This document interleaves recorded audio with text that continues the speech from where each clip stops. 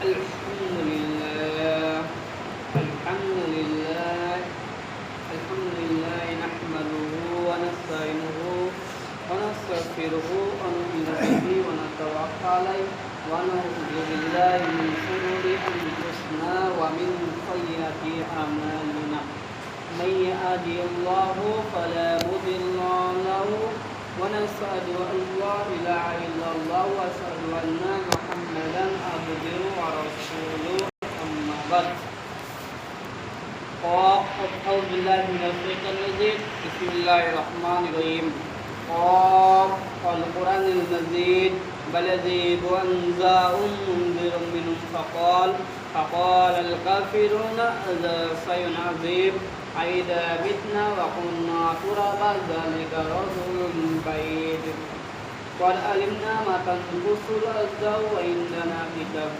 حفيظ আলার উপস্থিত আজকের এই পবিত্র জুম্মায় আমার সামনে বসে থাকা বাবাজিরা ও ভাইরা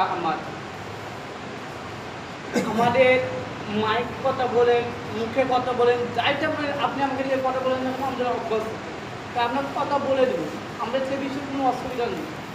আপনি বস্ত্রের ব্যবস্থা করবেন না, মাইকের ব্যবস্থা করবেন না, আমি কোনো সেটা মেটার করি না, কারণ আপনার সামনে মাইকেও খুঁজা দিয়ে দেবো, মুখেও খুঁজা দিয়ে দেবো, সেই বিষয়ে নিয়ে আলোচনা করছি না। একটা কাজ দিতে দেয় আপনাদেরকে। আজকের এই পবিত্র জুম্মা দিনে মহান আল্লাহ সুবহানাহু বলছেন, ইয়া আইয়ুহাল্লাযীনা আমানু ইযা নুদিয়া লিস-সালাতি মিন ইয়াউমিল জুমআ ফাসআউ ইলা যিকরিল্লাহি ওয়া যারুল বাই'আ যালিকুম খায়রুন ইন কুনতুম তা'লামুন। আল্লাহ রাব্বুল আলামিন বলছেন, যখন তোমাদের জন্য জুম্মার আযান দেওয়া হবে, যখন জুম্মার আহ্বান করা হবে, আহ্বান দেওয়া হবে, তখন তোমরা কি করবে? তোমরা জুম্মার দিকে আসবে, এগিয়ে আসবে।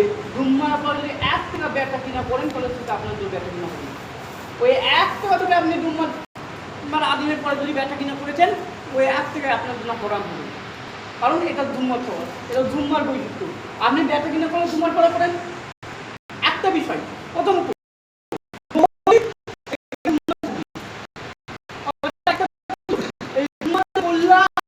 জুম্মার ইতিহাস অনেক রয়েছে। আজকে এই শুক্রবার, আরবিতে বলা হয় ইয়াউমুল জুম্মা, মানে জুম্মার দিন। আপনি এই মুহূর্তে জুম্মা রাখতে পারেন, কারণ এটা জুম্মাটা আমাদের কল্যাণকর জিনিস। ইমামের খুব আপনি শুনবেন, আপনি ইমামকে খেতে নেবেন, কিলে খেতে নেবেন, আপনার মুনিশ কাটাবেন না, বা কিলে খেতে নেবেন, ওই কুরআন হাদিসের বিষয়ে জুম্মার সময় নয় খাটাবেন না, আপনি বাকি টাইমে খাটাবেন। এই অধিকার আপনার আছে। কারণ আল্লাহ রাব্বুল আলামিন ফাসালু আলা যিকরি ইন কুনতুম লা তা'লামুন, তোমরা যারা জানো না তারা জ্ঞানীদের নিকটে জানো, আলেমদের নিকটে জানো, জানতে অসুবিধা নাই।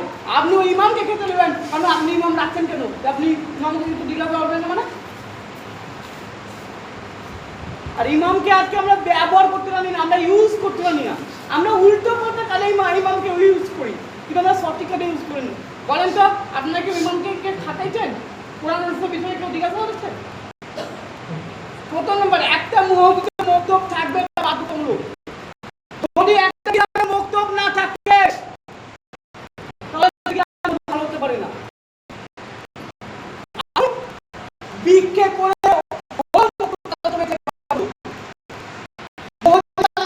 কিন্তু মক্তব ইমাম সাহেব জানে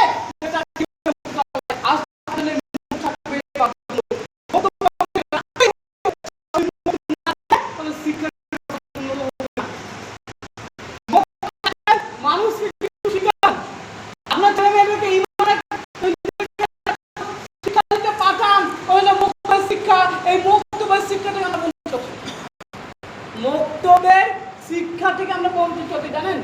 আজকে আমরা ছোটবেলায় মক্তবে যেতাম, কিন্তু এইসব ছেলেমেয়েরা ছোটবেলায় মক্তবে যায় না, পাবজি, ফ্রি ফায়ার গেম। পিতা মাতা তাদেরকে মক্তবের কথা একবারও বলে না। অধিকাংশ ছেলে বলে আমার সন্তান আমার কথা শুনে না। শুনবে কেন? শুনবে কেন? তুমি লোক সুস্থতে মক্তবেই কথা না। মক্তব ব্যবস্থা চালু করুন, এটা ইম্পর্টেন্ট বিষয়। হাদিসে রয়েছে, তালাবুল ইলমি ফারিদাতুন আলা কুল্লি মুসলিমিন,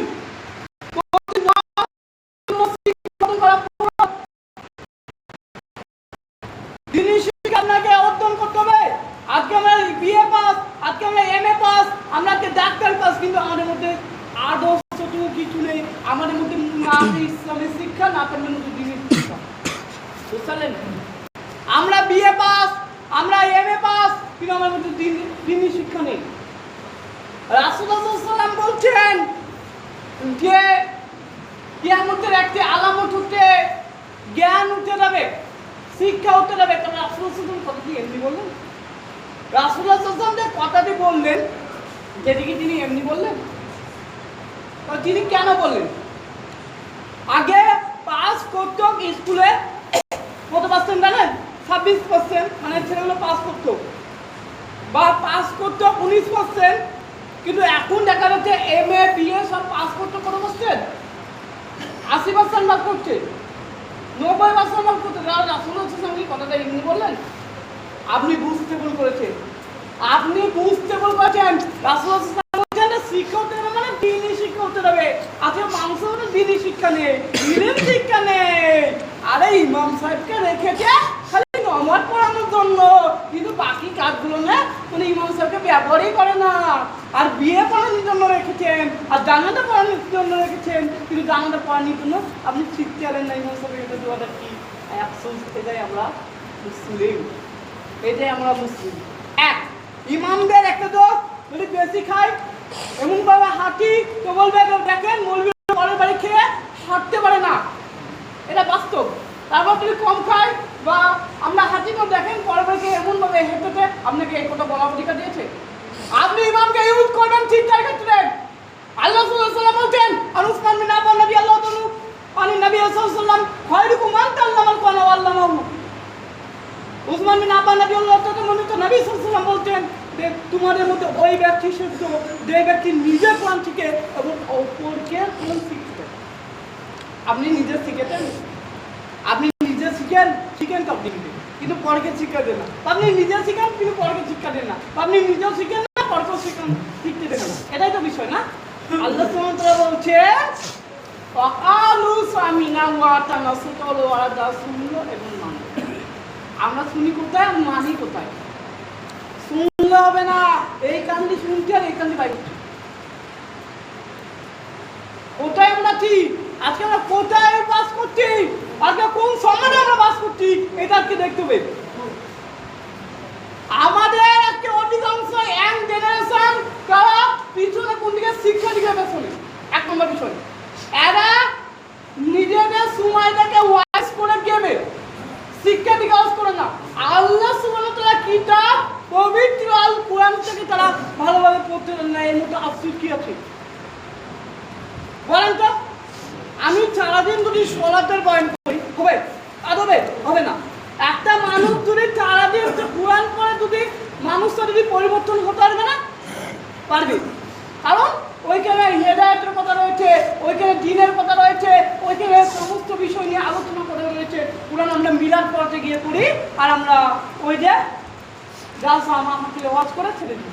মানুষ কোথায় পরিবর্তন হচ্ছে সেটা দেখি না। আমরা সম্পূর্ণ বিষয়টাকে আপনাদের সামনে তুলে ধরবো কিভাবে আজকে মুসলিম জাতি এই শিক্ষা দিকে পেছনে গিয়েছে। দেখেন, এক, অধিকাংশ ছেলে 15 বছরের রাত মিস্ত্রি কাজে চলে যাচ্ছে। এই আপনার কি এত অভাব পড়েছে যে আপনি 15 বছরকে রাত মিস্ত্রি কাজে পাঠিয়ে দিলেন? যাদের প্রয়োজন ছিল শিক্ষা অর্জন করা, আপনার কি এত অভাব পড়েছে যে তাকে আপনি রাজমিস্ত্রি কাজে পৌঁছে গেলেন? Education is the backbone of a nation. শিক্ষা হলো জাতির মেরুদণ্ড। এই জাতির মেরুদণ্ডকে আপনি ভেঙে ফেলেছেন। আপনার কি এমন দরকার পড়ছে যে আপনি 15 বছরের ছেলেকে রাজমিস্ত্রি কাজে পাঠিয়ে দিলেন?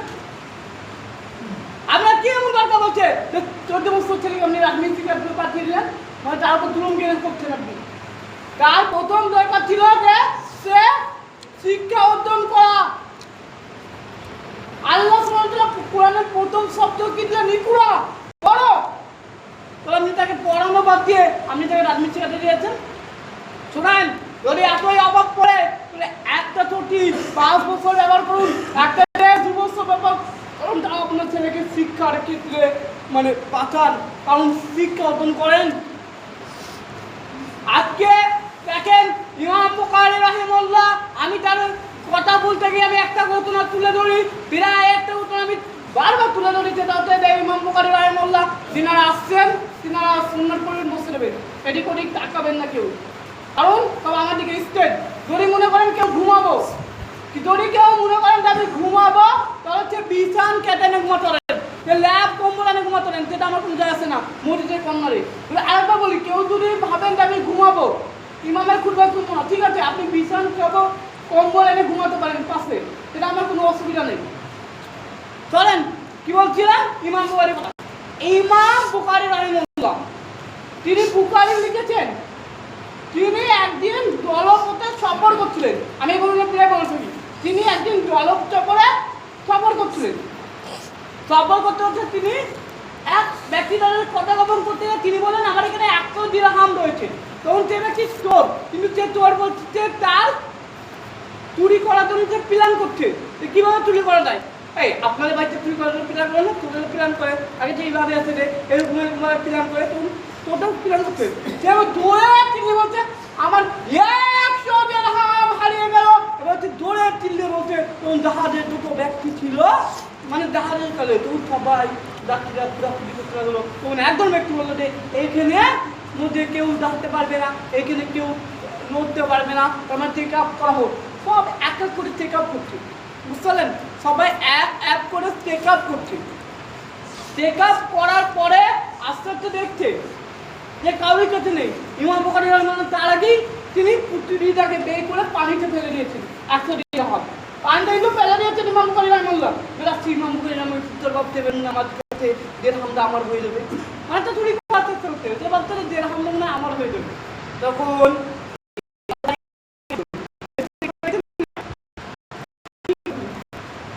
আপনি কি করবেন ওই সময় দেখতে না, তখন আপনার মনটা খারাপ লাগবে না?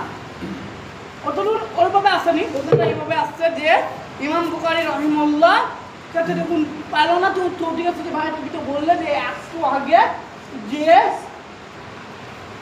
আমার 100 দিরহাম ছিল, ব্যাপার কি? তখন ইমাম বুখারী রাহিমাহুল্লাহ বললেন আমি রাসূলুল্লাহ সাল্লাল্লাহু আলাইহি ওয়াসাল্লামের হাদিস সংগ্রহ, আমি রাসূলুল্লাহ সাল্লাল্লাহু আলাইহি ওয়াসাল্লামের হাদিস সংগ্রহ, আমি রাসূলুল্লাহ সাল্লাল্লাহু আলাইহি ওয়াসাল্লামের হাদিস সংগ্রহ যদি আজকে আমি 100 দিরহামে কিন্তু আর প্রমাণিত হয়, মানুষ আমাকে হাদিস শুনবে না, মানুষ আমাকে হাদিস শুনলে কি শিক্ষা নেবে না, এতটা ইমানের পাওয়ার কার? ইমাম বুখারী রাহিমাহুল্লাহ। আমাদের এরকম পাওয়ার আছে? আমাদের এরকম পাওয়ার আছে? নাই। আপনাকে বলা হয়নি যে আপনি জিহাদের ময়দানে নেবেন, এই কথা বলেনি। আপনি হাইয়া আলাস সালাহ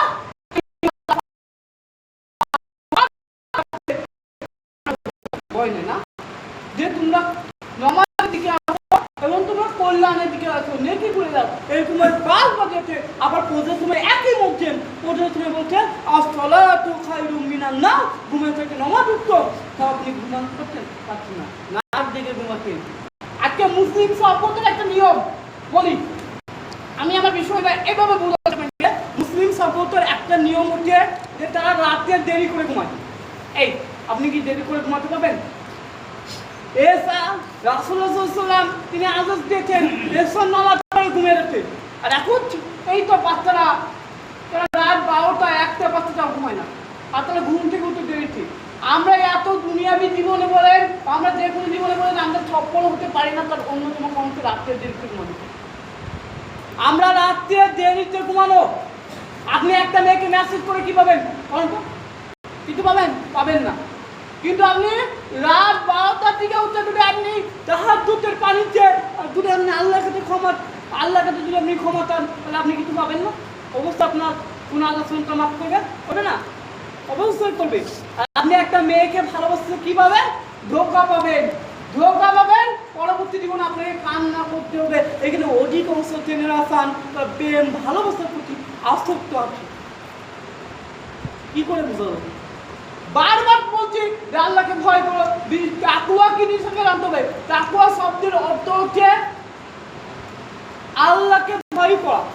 আল্লাহকে ভয় করবেন কিভাবে? আল্লাহ রাব্বুল আলামিন বলেন ইন্নামা আকরামাকুম ইনদাল্লাহি আতকাকুম। তোমার নিশ্চয় তোমাদের মধ্যে ওই ব্যক্তির সম্মানিত আল্লাহকে, যে ওই ব্যক্তি শ্রেষ্ঠ যে ব্যক্তি সবচেয়ে তাকওয়াবান। তাকওয়া অর্জন করতে পেরেছেন? তাকওয়াবান তাকওয়া অর্জন করতে পেরেছেন? পারেননি না? একটা ছেলে বিএ পাস করেছে, সে রাসূলুল্লাহ সাল্লাল্লাহু আলাইহি ওয়াসাল্লামের সুন্নাতকে সে কেটে ফেলেছে, মানে সে দাড়ি কেটে ফেলেছে। তার কারণ সে বিএ পাস করে ভেবে নিয়েছে দাড়ি রাখলে নাকি তার কোনো উপকার নেই। আয় আফসোস, এই রাসূলুল্লাহ সাল্লাল্লাহু আলাইহি ওয়াসাল্লামের দাড়ি মুবারক, যেটা রাসূলুল্লাহ সাল্লাল্লাহু আলাইহি ওয়াসাল্লামের দাড়ি, যেটা রাসূলুল্লাহ সাল্লাল্লাহু আলাইহি ওয়াসাল্লাম দাড়ি রাখতেন, সেই দাড়ি পর্যন্ত আজকে কেটে ফেলছেন। আপনার তাকওয়া কোথায় গেল? এই তাকওয়া কোথায় গেল? তাকওয়া যদি একটু ভূত আপনাকে ভূতাতে লাগি, তাহলে আপনাকে চেঞ্জ করতে হবে না। আমি আপনার মধ্যে তাকওয়া হতো যদি আপনি আল্লাহর ভয় করতেন, তাহলে এই মুহাদ্দিস এসে আপনি আগে সালাত আদায় করতেন। ইকামপুরে যত মুহাদ্দিস হয়েছে, একটা মুহাদ্দিস খালি থাকতেন না। আমাদের ভয় থাকে রমাদান মাসে, আমাদের ভয় থাকে রমাদান মাসে, রমাদান মাসের পরে আর আমাদের ভয় থাকে না। রমাদান মাসের পরে আর ভয় থাকে না, কারণ আল্লাহ নবী ওইখানেই তো বলে দিয়েছে। কি বলে দিয়েছেন? ইয়া আইয়ুহাল্লাযীনা আমানু কুতিবা আলাইকুমুস সিয়াম কামা কুতিবা আলাল্লাযীনা মিন ক্বাবলিকুম লাআল্লাকুম তাত্তাকুন। মানে আল্লাহর উপর আমি বলছেন, এই ইমানদারগণেরা, সিয়াম শুধু তোমাদের উপর ফরজ করা হচ্ছে এবং পরবর্তী ফরজ করা ছিল তোমাদের পূর্ববর্তী লোকের উপর। তারপর বলতেন যাতে করে তোমরা তাকওয়া অর্জন করতে পারো। তাহলে সিয়ামের মধ্যে তাকওয়া ছিল। আপনারা আল্লাহকে ভয় করবেন কখন? রমাদান মাসে। রমাদানের পরে আপনাকে আর মসজিদে খুঁজে পাওয়া যায়নি। রমাদানের পরে আর আপনাকে মসজিদে খুঁজে দেয়নি। কেন দেয়নি জানেন? বলছেন যাতে করে তোমরা তাকওয়া অর্জন করতে পারো। তাহলে তাকওয়া অর্জন করেছিল রমাদান মাসে, আপনারা অর্জন করেছেন, কিন্তু রমাদানের পরে আর তাকওয়া অর্জন করতে পারবেন। রমাদানটা এসেছিল আপনাদের গুনাহ খাটিকে মাফ করার জন্য, আপনাদেরকে শুধরানোর জন্য, আপনাদেরকে পরিবর্তন করার জন্য। কিন্তু পরিবর্তন হলেন না, উল্টো আপনারা সমাজের বোঝা হয়ে গেলেন। এন্ড জেনারেশন, প্রত্যেকটা জেনারেশন সমাজের জন্য বোঝা। এখনকার ছেলেগুলো তো পিতা মাতার জন্য বোঝা। কেন বোঝা বলছি? এক, না আছে এদের দুনিয়াবি শিক্ষা, না আছে এদের দিনী শিক্ষা। কারণ আল্লাহ প্রথমেই বলে দিয়েছে, রব্বানা আতিনা ফিদ দুনিয়া হাসানা ওয়া ফিল আখিরাতি হাসানা ওয়া কিনা আযাবান নার। আমরা সবসময় বলছি, হে আল্লাহ, আমাদেরকে তুমি দুনিয়া কল্যাণ দান করো ও আখিরাতে কল্যাণ দান করো এবং জাহান্নামের আযাব থেকে বাঁচাও। কিন্তু আমাদের কল্যাণ কোথায়? আমাদের দুনিয়ার কল্যাণ সম্বন্ধে নেই, আমাদের দুনিয়ার কল্যাণ সম্বন্ধে নেই, কারণ আমরা আখিরাতকে এটা ভুলে গেছি। দুনিয়ার কল্যাণ আমরা এইখানে আদায় করতে, এটা পাথর সলাতের মধ্যে আপনারা আছেন, এটা কল্যাণের মধ্যে আছে। মুমিনরা দুঃখ আর মুমিনের কল্যাণের মধ্যে থাকে, কারণ আল্লাহ বলে হচ্ছে ফাইনাল ইসরি ইসওয়াদি তৈরি করতে পারলে হচ্ছে। তাহলে এই মুমিনদের কষ্ট যেটা রাখবে, সেটা হচ্ছে মুমিনদের কাছে কষ্ট কোথায় জানেন? বাইরে আমার মুমিন যেটা হতে হবে সেটা হচ্ছে আল্লাহর ভয়। কারণ কোরআনে স্পষ্ট বলে দিয়েছেন, হাদিসে স্পষ্ট বলে দিয়েছেন, আল হায়াউ সুবাতুম মিনাল ঈমান, লজ্জা হচ্ছে ঈমানের অংশ। অনেক দাড়িওয়ালা লোক আছে যে চায়ের দোকানে গিয়ে গিবত করে, এর লজ্জা নাই। এর যদি লজ্জা থাকতো তাহলে ও গিবত করতো না। চায়ের দোকানে গিয়েছেন, ভালো কথা, আপনি চায়ের দোকানে গিয়ে বিড়ি চালাইতে, এই দাঁড়িয়ালা লোক, চায়ের দোকানে কোনো যুবক ছেলে বসে না, চায়ের দোকানে কোনো এমন ছেলেরা বসে না, বসে কে দাঁড়িয়ালা লোক, টুপি পরা লোক, তারা গিয়ে বিড়ি সিগারেট টান দেয়। তখন তাদের লজ্জা কোথায়? আল্লাহর ভয় কোথায়? এটার মধ্যে আল্লাহর ভয় করতে হবে। আল্লাহর ভয় প্রত্যেকটা জিনিসের মধ্যে থাকতে হবে। এই অঙ্গ প্রত্যঙ্গ আল্লাহ বলছেন। এক, রাসূলুল্লাহ সাল্লাল্লাহু আলাইহি ওয়াসাল্লাম বলছেন, আমি হাদিসটা অনেক লম্বা, ও ব্যাখ্যা দিতে গিয়ে মানে অনেক সময় চলে যাবে। আমি জাস্ট একটা এক্সাম্পল দিচ্ছি। আল্লাহর উপর কোনো মেয়ে যদি ডাকে, মানে ধরেন কোনো মেয়ে যদি বলে যে তুমি আমার সাথে অকর্ম করো, তুমি আমার সাথে খারাপ কাজ করো, তখন সেই যুবক বলে ইন্নী আকাফুল্লাহ, আমি আল্লাহকে ভয় করি। সেই যুবক আল্লাহ ছায়া তোলে, ছায়া পাবে, আরো ছায়া দিবে, সেই যুবক ছায়া পাবে। কেন জানেন? কারণ ও আল্লাহ ভয় করেছে। ওর মধ্যে তাকওয়া বলে জিনিসটা ছিল, আপনার মধ্যে তাকওয়া বলে জিনিসটা নেই। আপনার মধ্যে তাকওয়া বলে জিনিসটা নাই। হাদিসে রাসূলুল্লাহ সাল্লাল্লাহু আলাইহি ওয়াসাল্লাম বলছেন যে 4 শ্রেণীর মানুষ কিয়ামতের দিন ছায়া পাবে। আমি ওটা লম্বা করতে আসি না, লম্বা করতে গেলে অনেক দেরি হয়ে যাবে। কারণ আমি জাস্ট ওই বিষয় বলছি যে শাস্ত্রী মানুষ আল্লাহর আরশের ছায়া পাবে। তুমি একটা মেয়ে বলো তুমি আমার কাছে আসো, অকর্ম করো, তুমি আমার সাথে খারাপ কাজ করো, তখন সেই যুবক বলে ইন্নী আখাফুল্লাহ, আমি আল্লাহকে ভয় করি। কথা আমার মনে হয় বুঝতে পারবেন না আপনি। আমার কথা বুঝতে গেলে আপনাকে মন দিয়ে রাখতে হবে। তবে এদিকে কেউ ঘুমাবেন না, কেউ ঘুমাবেন না, এদিকে তবে ইচ্ছে আমার দিকে, তবে ইচ্ছে আমার দিকে তাকাবেন। একটা বক্তব্য তুমি এদিক ওদিক হয় তাহলে আপনি আমার বক্তব্য বুঝতে পারবেন না। আপনাকে আমি ভালোভাবে বুঝতে নিয়ে যাচ্ছি। আমি ওই যে খুলবা পার করার বক্তা এরকম না, আমি খুলবা পার করে দেবে বাচ্চা উঠুন না। আপনাকে একটা হাদিস হলো বলবো, কারণ রাসূলুল্লাহ সাল্লাল্লাহু আলাইহি ওয়াসাল্লাম বলতেন আল্লাহ রাব্বুল আলামিন বলছেন যে আমার একটা কথা জানা থাকলেও তোমরা পৌঁছে দাও, আমার একটা কথা জানা থাকলেও তোমরা পৌঁছে দাও। বানী ইসরাইলের কথা বলো, তাও দোষ নয়। তারপরে রাসূলুল্লাহ সাল্লাল্লাহু আলাইহি ওয়াসাল্লাম বলছেন মান কাযাবা আলা মুতামিদান ফালাকাবাউ মাকাদুহু মিনান নার, যে ব্যক্তি কথা আমার দিকে রাপিত করলো সেটা যদি আমার না হয় তাহলে তার থাকা জায়গা জাহান্নাম। আমি রাসূলের নামে মিথ্যে কথা বলতে আসিনি, আমি রাসূলের নামে জাল হাদিস বলতে আসিনি, আমি কেসটা কাহিনী বলতে আসিনি। আপনাকে আমি কিভাবে ভালোভাবে সামনে থেকে এগিয়ে নিয়ে যায় আপনাকে আমি এই চেষ্টাটা করতে এসেছি। কারণ আল্লাহ রাব্বুল আলামিন বলছেন ওয়ালাইসা লিল ইনসানি ইল্লা মা সা, আর মানুষ যা চেষ্টা করে তা প্রচেষ্টা করে মানুষটা পায়। কারণ আমি আপনাদেরকে চেষ্টা করছি যে আপনাদেরকে কিভাবে ইসলামের দিকে আনা যায়, কারণ কিভাবে আপনাদেরকে ঐক্যবদ্ধ করা যায় এটা নিয়ে আমি চেষ্টা করে যাচ্ছি। কারণ আপনারা শুনছেনই না। আপনাদেরকে প্রথম থেকে কি বললাম, মক্তব চালাবেন। আজকের পর আপনাদের এই মধ্যে মক্তব চালানো বাধ্যতামূলক করে দেন। কারণ মানে এই জাতি কখনো শুধরাবে না, এই জাতি কখনো শুধরাবে না। কারণ মক্তব না থাকলে তো ওই যে ভালো কেউ হতে পারবে না। কারণ মক্তবে শেখানো হয় ওরা তখরুজিনা ইন্না কানা ফাইতুকা ওয়াসান সাবিলান, সুতরাং তোমরা জিনার ধারে কাছে যেও না, তোমরা জিনার নিকটবর্তী হইও না। এটা কে শেখায়? মাদ্রাসাতে পড়ানো হয়, এটা মক্তবে শেখানো হয়, এটা ইসলাম শিখাইছে। মক্তবে শেখায় ফিতনা করো না। কারণ অনেক রকম বিষয়টা আমি যেটা বলছিলাম তাকুয়া জিনিসটাকে আগে বোঝায়। আল্লাহ বলছেন ইয়া আইয়ুহাল্লাযীনা আমানু আত্তাকুল্লাহ, আত্তাকুল্লাহ, আল্লাহ বলেন হাত্তা তুকাতি ওয়ালা তামুতুন্না ওয়া ইল্লা আনতুম মুসলিমুন।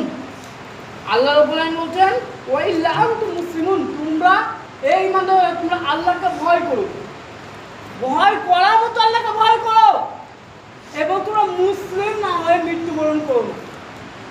কি বললেন? মুসলিম না হয়ে তোমরা মৃত্যুবরণ করো না। আর আমরা বুঝতে পারছেন? আমার কথা কি বুঝতে পারছেন? মুসলিম না হয়ে মৃত্যুবরণ করেন। আপনি মুসলিম, আপনি মুসলিম, আপনার বিবেকে মুসলমান, ধরে আপনি প্রকৃত মুসলিম হতে গেলেন, তবে আজকে এই আসরে পরে আপনাকে দেখা দেবে মসজিদে। আপনি না হয়ে থাকেন আপনাকে দেখা দেবে। আর আমার নামে মুসলিম, কিন্তু আল্লাহর খাতায় আমরা মুসলিম হতে পারিনি। সম্মান হচ্ছে এই ইসলামে অনেক নিয়ম রয়েছে, আপনাকে কি নিয়ম বুঝাবো? হাদিসের মধ্যে আসছেন রাসূলুল্লাহ সাল্লাল্লাহু আলাইহি ওয়াসাল্লাম বলছেন عن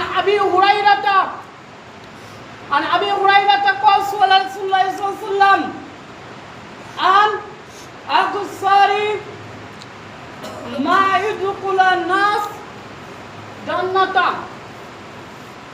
আবু হুরায়রা রাদিয়াল্লাহু আনহু বর্ণিত রাসূলুল্লাহ সাল্লাল্লাহু আলাইহি ওয়াসাল্লাম বলছেন, রাসূলুল্লাহ সাল্লাল্লাহু আলাইহি ওয়াসাল্লাম প্রশ্ন করা হলো যে মানুষকে কোন জিনিস সবথেকে বেশি জান্নাতে নিয়ে যেতে পারে? তিনি বলেন তাকওয়ালা। ভালো করে শুনবেন, এই কেউ ঘুমাবেন না, ভালো করে শুনবেন। তাকওয়ালা, তো রাসূলুল্লাহ সাল্লাল্লাহু আলাইহি ওয়াসাল্লাম বলছেন তাকওয়া লিল্লাহ, মানে তাকওয়া। তারপর বলছেন হুসানুল খুলিকুন, মানে হচ্ছে তাকওয়া সবথেকে মানুষকে বেশি জান্নাতে নিয়ে যায়। তারপর হচ্ছে উত্তম চরিত্র।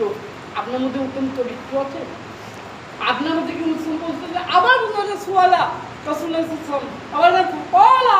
রাসূলুল্লাহ সাল্লাল্লাহু আলাইহি ওয়াসাল্লাম আবার বলছেন আন আকসারি চরি, আর বলতে মা ইউদখুলুন নাস জান্নাত ফাকালান নার।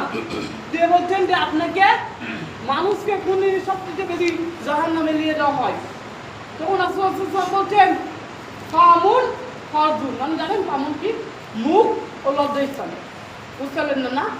আজকে অধিকাংশ ছেলে পেলে গোপন ভাবে আসক্ত, তাদের মধ্যে তাকওয়া নেই। বলেন তো? থাক, পার্সোনাল জিনিস বলে লাভ নেই, কারণ আমি পার্সোনাল দিকে যাতে চাই না। অধিকাংশ ছেলেমেয়েরা তোমরা ছুটি দাও, তোমাদের বিয়ের পর চলে কষ্ট হচ্ছে, তোমাদের বিয়ের পর কষ্ট হচ্ছে, কারণ তোমরা ছুটি হয়ে যাও। তোমরা বলছি, এখনো বলছি তোমরা ছুটি হয়ে যাও। এই ইমানটা রাখো নিজের, মানে তোমাদের বিয়ে হয়নি কোনো কাজে, তোমরা করবা, তোমরা তুমি কষ্ট হবা, কারণ তোমরা এখনো বলছি ছুটিতে যাও, এখনো টাইম আছে তোমরা ছুটি যাও। কারণ কোন জিনিসের কথা বলতে বসতে পারছেন? মাস্টার বিষয়, যেটা আমরা হস্তমৈথুন বলি। অধিকাংশ ছেলেপেলে হস্তমৈথুন আসক্ত, কারণটা কি? এখনকার যুগে বলছে কত লাগে নারী ও পুরুষ আজকে সবসময় অন্যদিকে পিঠে আসতো কেন? ছুটিতে যাও, টাইম আছে, থাক। পার্সোনাল জিনিস পার্সোনালভাবে থাকুক, কারণ এগুলো যদি না থাকতে পারেন তো আমরা এটা পরামর্শ দেবেন, আমরা আপনাদের পরামর্শ দিব। আর সবসময় চেষ্টা করবা যে নিজেরা বইয়ের মতো আসক্ত হওয়া, মানে পড়ালেখায় সবসময় মনোযোগ থাকবে। কারণ আর ফোন কম ইউজ করো, এখনকার ছেলেমেয়েরা আবার ফোনে বেশি ইউজ করে। এখনকার ছেলেমেয়েদের ভাগ্যেতে কিনে করতে আল্লাহ সুবহানাহু ওয়া তাআলা ভালো করে। এগুলো দিকে থাক, পার্সোনাল বিষয় পার্সোনালভাবে থাকবে, অসুবিধা নেই। সম্মানিত উপস্থিতি, আর যারা ভাবছেন এর মধ্যে আসক্ত হয়ে দেখতে পাচ্ছেন না, অবশ্যই নামাজ মুখে হও, অবশ্যই তোমার নামাজ পড়ো। তারপর তোমার হয়ে গেছে, তারপর তুমি আল্লাহ উঠো, ঘুম দাও, উঠে বলো, তুমি গোসল করো, গোসল করো, তুমি আল্লাহর কাছে ক্ষমা দাও, দাও। এমন কোনো কিছু নাই যে এই পাপের মধ্যে আসক্ত নয়, মারাত্মক পাপ। আমরা তাকওয়া চাই, আমরা তাকওয়া নাই, আমরা নিজেদের ক্ষতি করছি নিজেরাই। সম্মান দোস্ত পার্সোনাল বিষয় পার্সোনাল। তাহলে দেখেন রাসূল সাল্লাল্লাহু আলাইহি ওয়াসাল্লাম কি বললেন? মুখ ও লজ্জা স্থান। মুখের পথে একটা উদাহরণ দিব। উদাহরণ হচ্ছে আমি ধরে একটা তীর, ধরে আমি তীর, এই তীরটা এভাবে ধরতো না, এবার হাত একটা ধরলাম তীর, এবার তীর, এই তীরটা যখন আমি যেমন ভেদ করতে যাবো, ওই চিন্তা যখন ভেদ করা সম্ভব নয়, ভেদ করতে ওই চিন্তা যখন ভেদ করে দিলাম, ওই চিন্তাটা পুনরায় আমি ফিরে আনতে পারবো না। মানুষের জবান হচ্ছে সেরকম, জানেন? মানুষের জবান হচ্ছে সেরকম, যেরকমে মানুষ কি করে, যে তার কথা ফিরে আসতে পারবে না। মানুষ যে কথা একবার বলে যায় সে কথা কিন্তু ফিরে আসা মুশকিল। আর যেমন এই চিন্তা যদি আমি ভেদ করে দিই একবার, ওই চিন্তা আমি কোনোদিন আনতে পারবো না। সেরকম আদিত্য লব্ধ স্থান, এই লব্ধ স্থান হেফাজত করো। কারণ আল্লাহ সাল্লাল্লাহু একটা কথা বলে গিয়েছে, আল্লাহ সাল্লাল্লাহু একটা কথা বলছে, আমি আসতে বলছি। কথা হচ্ছে এই যে রাসূলুল্লাহ সাল্লাল্লাহু আলাইহি ওয়াসাল্লাম বলছেন আমি তার জান্নাতের জীবন চাবো। এটা কেবল তো রাসূলুল্লাহ সাল্লাল্লাহু আলাইহি ওয়াসাল্লাম, রাসূলুল্লাহ সাল্লাল্লাহু আলাইহি ওয়াসাল্লাম আমি নিজে তার জান্নাতের জিম্মাদার নিব। কি করলে? একটা তো যে তার জিহ্বাকে কন্ট্রোল করতে হবে, দুইটা থেকে মধ্যে যেটা আছে। দ্বিতীয়ত যে তার লজ্জা স্থানকে কন্ট্রোল করতে হবে। লজ্জা স্থান বলতে কি? যে দুই পায়ের মধ্যবর্তী নেই, মানে বুঝে গেল, দুই পায়ের মধ্যবর্তী জিনিসকে কন্ট্রোল করতে হবে। এক, মুসলিম ভাই আর মুসলিম ভাইয়ের মধ্যে ঝগড়া কি দিয়ে? এই জিহ্বা দিয়ে, মানে কন্ট্রোল হতে পারে না। মানে কি অনেক রকম ভাষা খারাপ করে, অনেক রকম কথা বলে, সেদিকে আলোচনা। দুই, একজন নারী আর একজন পুরুষের মধ্যে যেটা অস্থির কর্ম হয় সেটা হচ্ছে লজ্জার স্থান দিয়ে, লজ্জার স্থান দেওয়া হয়। আজকের পথে তোমরা সব ছুটিয়ে দাও, তোমাদের ছাত্র মধ্যে আসক্ত তো তোমরা আজকে ছুটিয়ে দাও, কারণ তোমাদের ভবিষ্যৎ করতে হচ্ছে, কারণ তোমাদের ভবিষ্যৎ করতে হচ্ছে। মন্তব্য দেখেন, প্রত্যেকটা জেনারেশন নিজেদের মধ্যে আজকে আমরা আবির্ভাব দেখেন, আমরা আমাদের যৌবন পার করছি এবং যারা আমাদের যৌবন আমাদের পড়াবে তাদের জেনারেশন খুব চ্যালেঞ্জের হবে, তাদের জেনারেশন খুব চ্যালেঞ্জের হবে, কারণ তাদেরকে চ্যালেঞ্জের মুশকিল করতে হবে, কারণ তাদেরকে স্ট্রাগল করে বের হয়ে আসতে হবে, স্ট্রাগল করতে হবে। কারণ একটা হাদিসের মধ্যে আছে আসাদুন নাস বালাল আম্বিয়া আল আনসার সুম্মাল আনসার, মানে বান্দাদের মধ্যে সবথেকে বেশি যাদেরকে পরীক্ষা করেছে সেটা নবী, নবীদেরকে বেশি পরীক্ষা করেছে। মানে একটা তাকওয়ার ক্ষেত্রে, মানে দুনিয়াবি ক্ষেত্রে সবচেয়ে ক্ষেত্রে হচ্ছে যাদেরকে বেশি মানে পরীক্ষা করেছে সেটা হচ্ছে নাবীদেরকে। নাবীদেরকে সবথেকে বেশি পরীক্ষা করা হয়েছে। জানেন কি কারণে? জানেন না? না জেনে রাখো, নাবীদেরকে এই কারণে বেশি পরীক্ষা করা হয়েছে যে নাবীরা সব পরীক্ষা উত্তীর্ণ হয়েছে। তো আমি আমার বক্তব্য শেষ করবো আর আরেকটা বিষয় বলে সম্বন্ধ উপস্থিতি আজকে নিজেরা সম্মানের পরিবর্তন করুন। কারণ দেখেন একটা দুলিবিবি প্রথা আছে, এই দুলিবিবি প্রথাটা সম্পূর্ণ নাজায়েজ প্রথা, এরা ইসলামী প্রথা হতে পারে না। কারণ দুলিবিবি নয়, ওটা জুলুম রাখি। মেয়ের বাড়িতে কোনো রকম অনুষ্ঠান হবে না, তবে ছেলের বাড়ি অলিমা হবে, ছেলের বাড়ি। দুলিবিবি নয়, এটা দুলিবিবি। আপনাকে বলা হয়নি কেন আপনি দুলিবিবি করতে গেলেন। হ্যাঁ, মেয়ে আনতে দেবে, মেয়ের বাপ থাকবে আর সেখানে কিছু লোক থাকবে, যে মেয়ে আনবে। এখানে মেয়ের বাড়িতে কোনো রকম অনুষ্ঠান করা যাবে না, যাবে না, কোনো রকম অনুষ্ঠান মেয়ের বাড়িতে হবে না। এটা হচ্ছে ভুল কথা, আজকে না কথা। আজকে আমাদের সমাজে মানুষ উল্টো হয়েছে, আজকে হাদিস কোরআন উল্টো হয়ে গেছে, জানেন? উল্টো না, হাদিস কোরআন ঠিকই আছে, হাদিস ঠিকই আছে, আমি ভুল বলে দিচ্ছি, হাদিস কোরআন উল্টো হয়নি। আজকে উল্টো হয়ে থাকে সমাজের মানুষ, মানে ছেলের বাড়ি অনুষ্ঠান হবে অলিমা, মেয়ের বাড়ি দুলিবিবি করে দিচ্ছে। এগুলো করবেন না, এগুলো ইসলাম এগুলো দেয় না। কারণ একটা মেয়েকে মানুষ করতে গেলে কত কষ্ট, সেটা তুই পিটাই আনো, সেটা তুই পিটাটা না, আপনি চারবো কেন? আর যৌতুক এটা তো আগেই আছে, এরা কে তুললো ভাই যৌতুক? এই যৌতুকটা কে তুললো? কোন ব্যক্তি তুললো যৌতুক? ইসলাম যৌতুক নিতে বলেনি, ইসলাম যৌতুক নিতে বলেনি। আমি কেন মেয়ের বাড়ির বাপের বাড়ির যৌতুক চান না? কে অধিকার দিল আপনাকে? নারীর অধিকার, নারীদের কাছে সঠিক অধিকার দেওয়া হয় না। আল্লাহ সাল্লাল্লাহু বলছেন খায়রুকুম খায়রুকুম লিআলিহি ওয়া লা খায়রুকুম আলিহি। এই হাদিসটা বলে আমি শেষ করে দেব। রাসূলুল্লাহ সাল্লাল্লাহু আলাইহি ওয়াসাল্লাম বলছেন তোমাদের মধ্যে ওই ব্যক্তি উত্তম যে ব্যক্তি নিজে বই কাটে। তারপর রাসূলুল্লাহ বলছেন আমি আমার বই কাটে। আপনি বউকে মারেন, লাঠি দিয়ে মারেন, আপনি উত্তম হলে কোথায় থাকেন?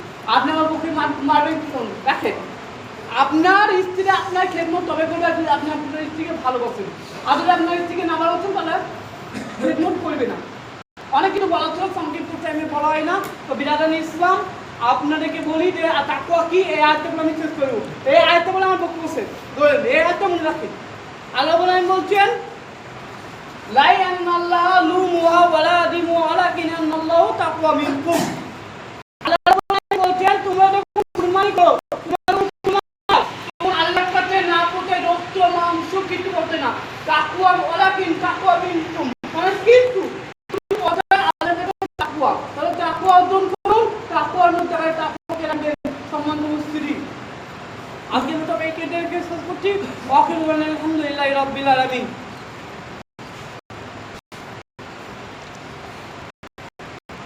ইন্নাল হামদুলিল্লাহি ওয়াহদা ওয়াস সালাতু ওয়াস সালামু আলা মান লা নাবিয়্যা বা'দা আম্মা বা'দ।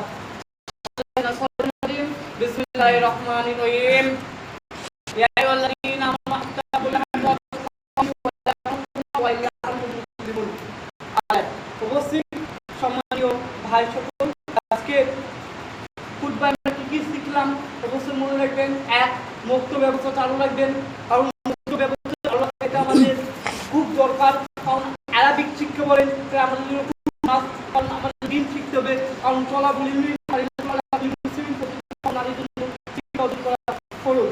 আর এখানে অনেক রকম কথা বলা ছিল কিন্তু বলা হয় না, মানে সংক্ষিপ্ত টাইমের মধ্যে কিন্তু বলা হয় না। আর দ্বিতীয়ত আমরা পেটনা মুক্ত থাকবো, দ্বিতীয়ত আমরা মিলেমিশে থাকবো, দ্বিতীয়ত আপনারা আজ থেকে আপনাদের মুখ উত্তর করেন। আপনারা জুম্মার নামাজ পড়বেন, জুম্মার নামাজে আপনাদের কোনো বিশৃঙ্খলা হবে না। কারণ জুম্মার একটা ফজিলতপূর্ণ দিন, এই দিনে আদমকে সৃষ্টি করেছে, এই দিনেই আদমকে জান্নাত থেকে বের করেছে, এই দিনে অনেক রকম ইতিহাস রয়েছে, এই দিনেই কিয়ামত ঘটিত হবে। অনেক রকম এই দিনে ইতিহাস হচ্ছে কিন্তু বলেছে না। তাই বলছি না জুম্মার দিনই আপনারা নিজেরা কোনো ভেদাভেদ করেন না। কারণ যদি বাসায় আপনারা জুম্মার নামাজ চালাবেন, চালান, অসুবিধা নেই, কারণ আপনার নেকির কাজ। আপনারা ভালো করেন, কারণ আল্লাহ ইবাদত করেন, যত বেশি ইবাদত করতে পারবেন তত ভালো। মানে বেশি বলতে রাসূলুল্লাহ যেটা বেশি করবেন সেটা নয়, রাসূলুল্লাহ সাল্লাল্লাহু আলাইহি ওয়াসাল্লাম যেভাবে করে গেছেন সেভাবে করেন। আর রাসূলুল্লাহ সাল্লাল্লাহু আলাইহি ওয়াসাল্লামের আদর্শকে টিকে রাখেন। জুম্মার পুজো মানে কি জানেন? ইমাম ভাই কাছে আপনি শিখবেন, কিন্তু বক্তব্য আপনি শুনবেন, হাদিস কোরআন শিখবেন।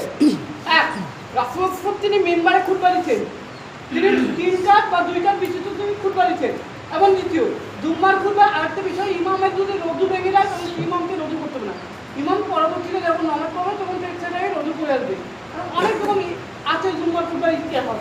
সাহাবী কিরামগণ, তাবেঈন, মুহাদ্দিস, বড় আলেম ওলামারা সব জুম্মার নিয়মটা ভালোভাবে ব্যবহার করেছে, তাই জুম্মাটাকে ভালোভাবে আপনারা ব্যবহার করুন। কারণ এটা একটা ফজিলতপূর্ণ দিন, কোরআন আমি জুম্মার কথা বলেছেন। আর দ্বিতীয় যেটা আমি ভেরি ইম্পর্টেন্ট মনে করি সেটা হচ্ছে রাতের ঘুম। রাতে এসর নামার পরে ঘুমিয়ে যান, কোনো চিন্তা নাই, নো ডাউট, একদম এসর নামার পরে ঘুমিয়ে যান, নো মিটিং নো কিছু, এসর নামার পরে ঘুম। আসলাম ইসলাম এসর নামার পরে ঘুমাচ্ছেন, নো মিটিং নো কিছু, এসর নামার পরে ঘুমিয়ে যান। আবার ফজরের আগে উঠেন, জিকির করুন, বা যারা ছাত্র রয়েছেন তাদের একটা বড় ক্ষতি যে তারা রাত জেগে পড়ে, রাত জেগে পড়েন না, ফজরের সময় উঠবেন, 3 ঘন্টা পড়বেন, অবশ্যই সফলতা অর্জন করতে পারবেন। মানে একটা ভেরি ইম্পর্টেন্ট বিষয় যে ফজরের আগে আপনি এসর নামাজ পড়ে যাবেন, ঘুমিয়ে যাবেন।